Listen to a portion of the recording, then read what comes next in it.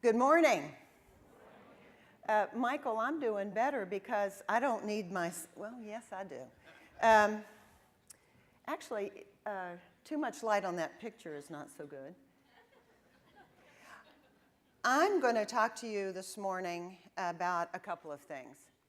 My job is really to reinforce for you why coming into our sector, and in particular, considering some of the organizations that are represented here this week, would be great for us and I hope great for you. But I'm going to talk about it a little bit in reverse. And I'm really going to talk to you about you. And so I hope that you will think of this as a conversation not with me and 800 of my new best friends, but one-on-one, you and I. Because the choices you make now and the choices you make in the future are very personal choices to you, and it is all about you. So, the thing that is true is that in our sector and the people we serve through whichever organization we work, second best, second rate, almost got it right, I tried real hard, is not good enough. The only thing that is good enough is excellence. And why? Because today we are polarized with our politics. When you talk to young adults like you, and I ask people, do you vote? Are you registered to vote? You say yes. I say, if you don't mind my asking, what political party did you register with? Democrat or oh, I'm an independent. Well, what does being an independent actually mean to you? I don't know, I just hate the other two. Why? Because they yell at each other, because it's noise, because our political leaders have lost the ability to have a dialogue with each other, to have a dialogue with us in a way that helps us advance the society, the quality of life for the people we all say we care about. We have to hope and we have to believe that they're serious about intent, but we have every right to be very disappointed in how many of them present their point of view amongst each other and with us. So now, more than ever, when there is a lot at stake in this country, we have to be excellent. We have to be stewards of those who entrust themselves to us, and we have to think different. Now, thinking different means a couple of things. It means that the way organizations in the social sector used to get things done, well, it's not so much working anymore. 10 years ago, 5 years ago, we weren't talking about social media as a way to engage people in a movement. I mean, 5 years ago, we weren't tweeting. And today, organizations like the American Red Cross and others have enabled us to raise hundreds of millions of dollars by simply texting a number into our smartphone for the benefit of those in need. So the world is changing. We have to think differently, and it is you who have to drive much of that as you come into our sector, hopefully as employees, but certainly also as volunteers. So I said I wanted to talk to you one-on-one about you. So let's talk about you. Young people want to shape the world. Young people want to shape the world. You want to shape the world, or I don't think you'd be here. So what does that really mean? Well, we've actually done research on it, and it means two things. It means that you get up every day and you want to shape your own world. You sort of want to know how to show up for your own life. It's like, oh, I hate my physics class. I hate the English lit class. I'm going to sit at the back because I'm just no good at it. I don't understand it. I don't like it. So I'm going to just sit at the back. Well, no. How do I look at that differently so that I at least sit in the middle? Or how do I show up with my parents or my family? I want to make them proud of me. I want to be worthy of the investment they've made in me by helping me go to college. But I also need them to hear what I have to say. So how do I show up with my family? How do I show up with my friends? How do I be a good friend, but at the same time take care of me? Did you know that the latest statistic, and I bet this won't surprise many of you in this room, the average college student, guess how many times the average college student texts in a month? Does anybody want to shout out a number? 3,200 times a month you are texting. Now, I actually did the math, and I divided the number of days in a month into 3,200, and I thought, holy moly, how do you get it done? But when you talk to people, they feel as pressured by the need to text as they want to text or to sort of read a text. So it's a different world we're living in, but we want to shape our own lives. The second thing we know is that young people believe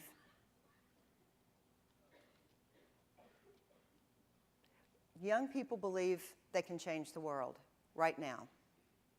Not when you're 25, not when you're 30, not when you're 50, right now. And it's all about having a sense of hope and a sense of purpose. Now, I was talking to a foundation CEO not too long ago whose foundation was going to make a big investment in Campfire. And we were talking about hope and purpose. She said, well, can you measure hope? Can you evaluate hope? And I said, absolutely, yes, you can. You can ask young people, do you believe that you have a positive future in front of you? Do you have the hope that you can achieve what you want to achieve? And do you have a purpose for your life now? And are you beginning to see a purpose for your life in the future? And people will tell you. The Gallup organization did some research last year, and they found that hope, that a young person's hope in their future was a greater predictor of academic success than how well they perform math or how well they read. Hope was a greater predictor of academic success. If I believe I can do it and I set myself on a journey towards it, then I can.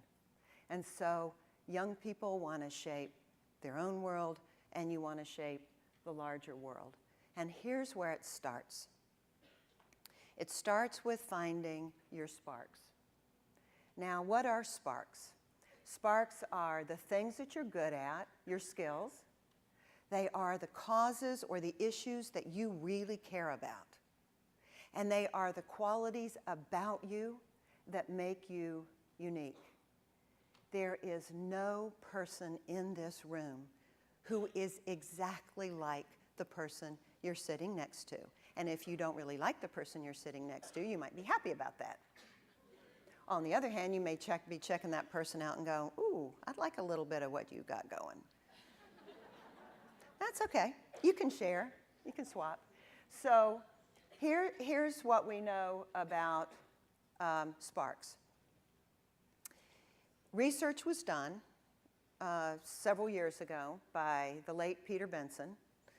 And what he was a human development psychologist. And what he wanted to understand among young people is, what do we have to do as a society, as the family, as the school, and as the community, of which the organizations in this room are part of a community?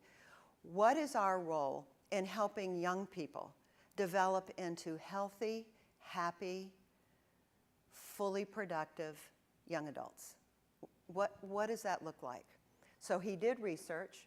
He interviewed a lot of young people across the country, and he developed a framework around sparks. There are 220 of them. They're in 5 categories, which is less important. There's 220 of them. We all have them. We may not know yet what they are, but we have them. We have skills because there are things that you are good at. You have causes and issues around which you are passionate.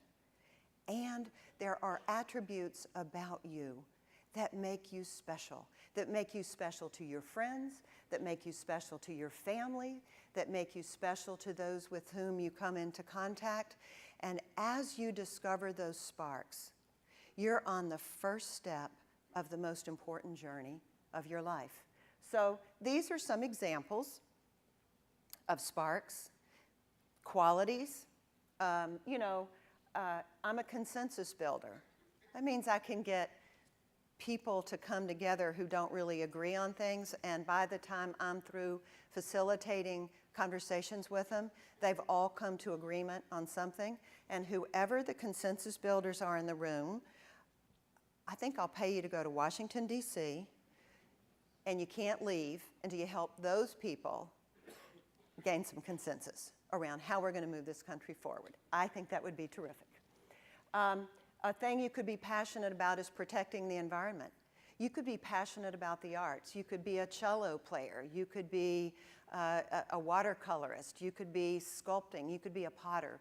There are a million things that you can be passionate about.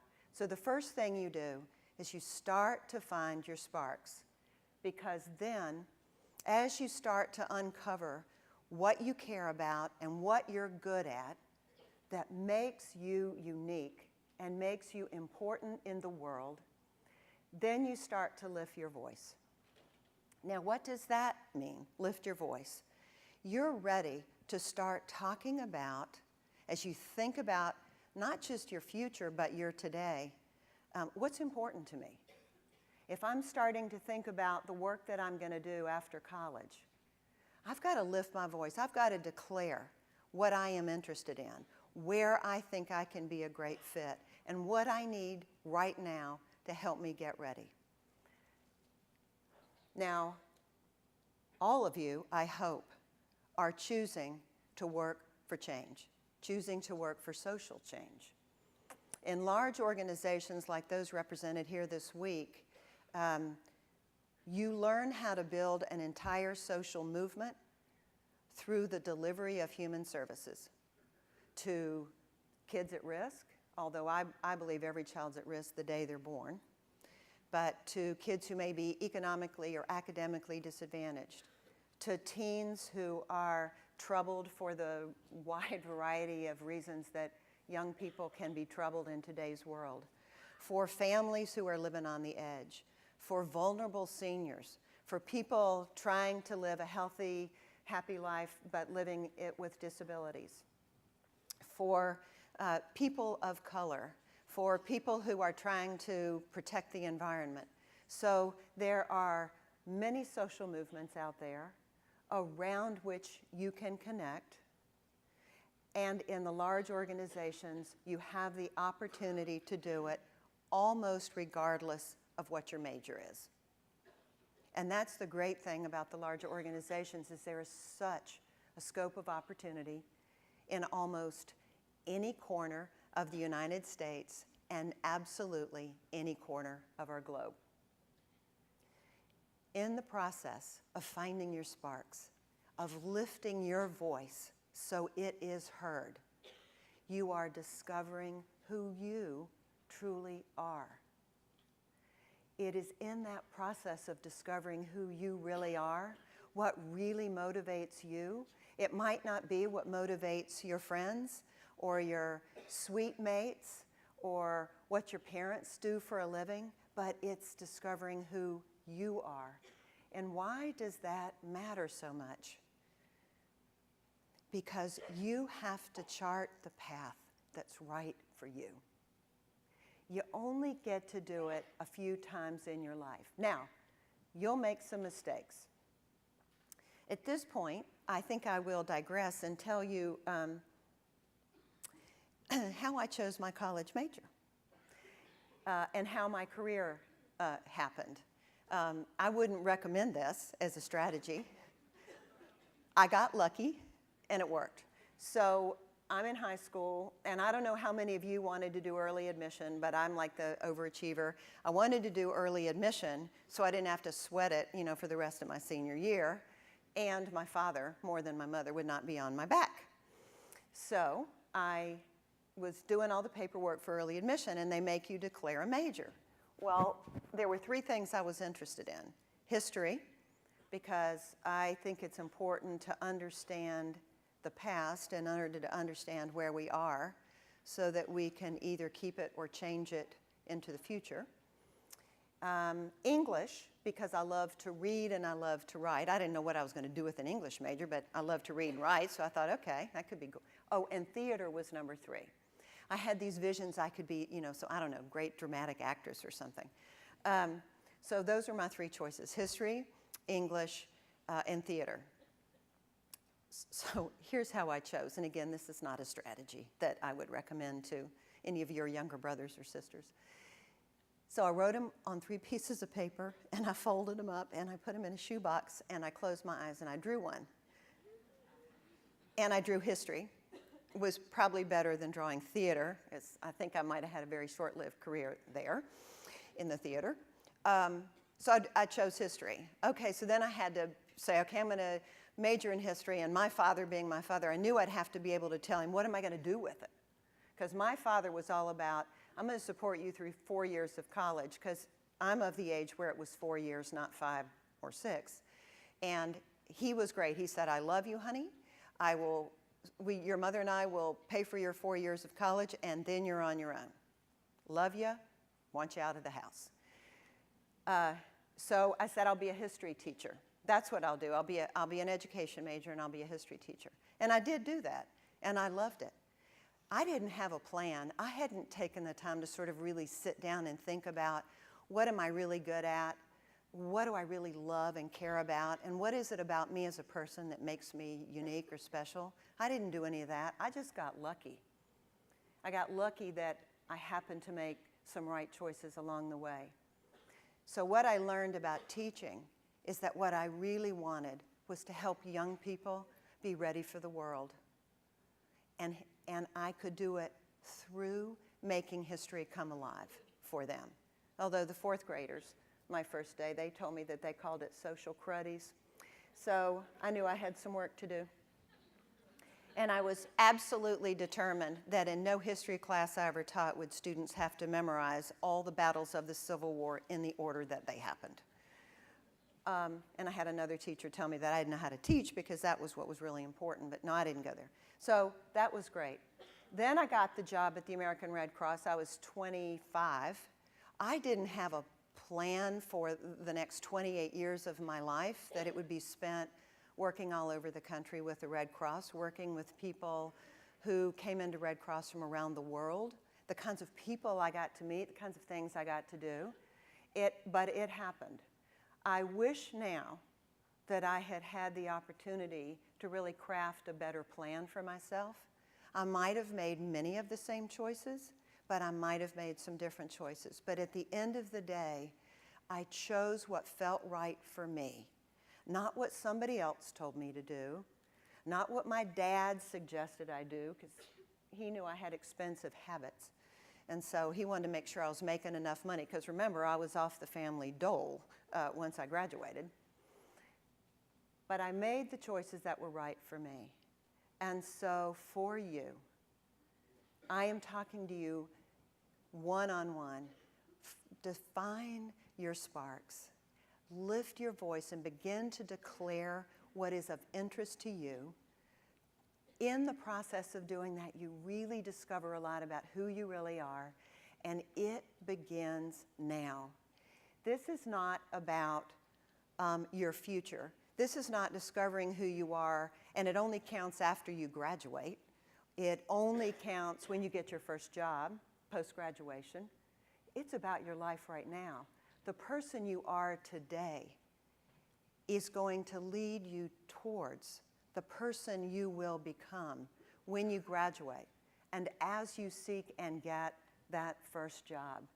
And the most important thing, this was a quote from one of my colleagues who's a national CEO, because I asked a bunch of my colleagues, I told them I was going to be speaking this morning, and I said, if you could tell this audience why they should consider the organizations that are represented here this week, the larger organizations that have national headquarters, but also have, you know, locations all over the country in towns large and small, what would you say?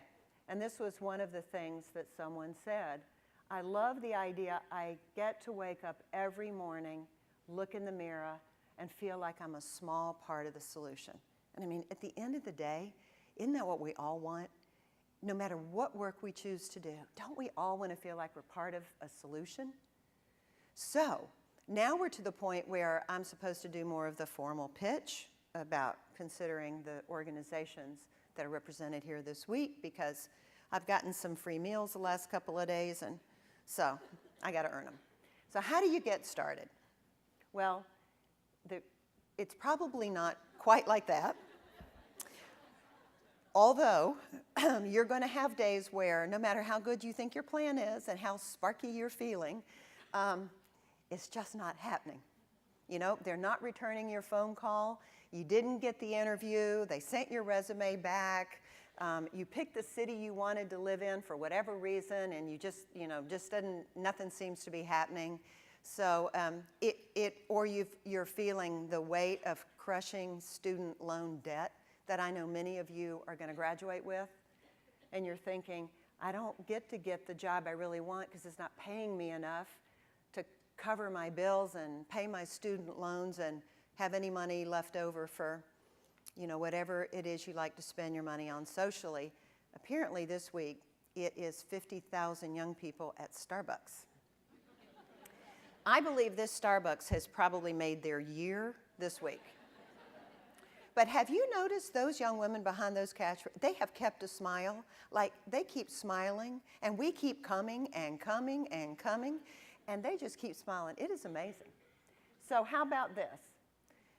3 things that I would say to you as you start your job search, if you haven't already. First is networking.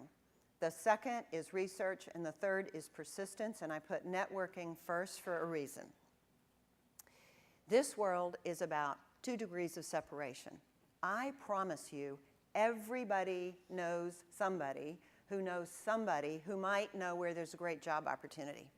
So if you haven't done this already, my first advice to you is you get your resume ready, whether you're looking for an internship this spring or an internship next summer, whether you're looking for, you know, a summer job or a spring job, or whether you're going to be graduating and you're putting your resume together because you're trying to get that first, you know, full-time job. I will tell you, being a grown-up out in the world isn't always all it's cracked up to be, but hey, you'll find that out on your own. Send your resume to your aunts, your uncles, your adult cousins, get it to your neighbors, get it to your professors. And in like an elevator speech in about 3, 50 words or less, try to describe the kind of work you're looking for. The more clear you are, the more they can help you. But if you get that resume out to enough people through your network, through your family, from campus, volunteer work that you may be doing with organizations in the community, absolutely the C&P network, sooner or later, I promise you, that resume gets in front of somebody who wants to talk to you. And you may talk to lots of people before you land the job. And actually what happens is the more you talk about what you want to do with people in these informal interviews, the more you get clear about where your sparks really are, where your passion really is, and what the work is that you most want to be doing, and where you'd like to be doing it. These other, I also put up idealist.org. If you don't know about idealist.org, it's a website, it's free. They post jobs, they post tons and tons of jobs. Some with organizations you've never heard of. Some are organizations you're very familiar with, but it's certainly a place to go.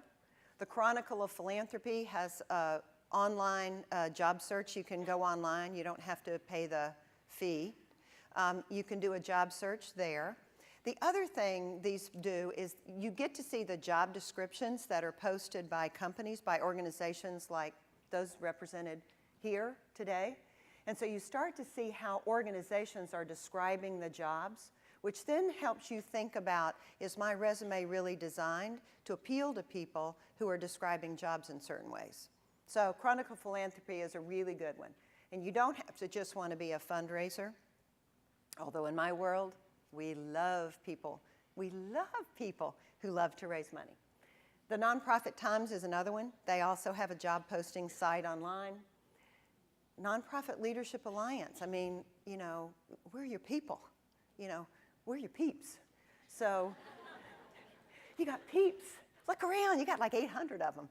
And the Alliance team is absolutely sort of part of your team to help you make those kinds of connections. LinkedIn. If you don't have a LinkedIn page, and this is where you'd spend a little money to do the upgrade, but it's not too expensive. It's not expensive to do the upgrade. I will tell you there are a lot of employers in our sector and in the private sector, for that matter, that are using LinkedIn as a place to recruit candidates. They're not using Monster.com so much anymore. You know, they're not just throwing it out into the universe and hoping they find candidates, but they are using LinkedIn, and LinkedIn is a great professional networking site. Now, you'll notice what is not up here, Facebook. Facebook is where you want to show your pictures of your fun Christmas vacation, how you looked all glammed up for the whatever you went to, or your dog. But it is really not designed, nor would I encourage you to try to use it as a place to tell the world what kind of job you want. That's not its intention. It's a social networking site. It is not a professional job-seeking site, but LinkedIn is. So where are the opportunities? The organizations represented here are partners with the Nonprofit Leadership Alliance, and we hope the United Way and the American Red Cross will become so. So I put them up there just to give them a little added incentive. Also, I love the American Red Cross. I spent 28 great years there. And you can do, I mean, the Red Cross has every opportunity across the globe. But look at the scope of opportunities you have, because whatever you choose, it's your spark. It's what you're drawn to. Do you want to help people with disabilities? Do you want to work with girls living in some of the poorest neighborhoods and communities in this country? Do you want to help girls learn how to be leaders? Do you want to help kids learn how to sort of show up for their life right now and light the fire within themselves? Do you want to raise money and deal with issues at a community level? Do you want to make sure that people from walks of life have enough healthy food to eat every day? So there is a scope of opportunity. All of these organizations have websites and you can do job searching. You just go to the organization's website, you look for the tab. It might be called careers, it might be called jobs. Even the largest organizations, you can even say, here's the state I'm interested in, or here's the particular job I'm interested in. And again, it's also a way for you to see how they write their job descriptions, just to make sure that as you're beginning to define your path, that you're talking about what you want to do in a way that the potential employer can relate. It starts right here, right now. For many of you, I hope it is starting this week, or that this week has been a continuation of the journey that you're already on. And in the immortal words of Katy Perry,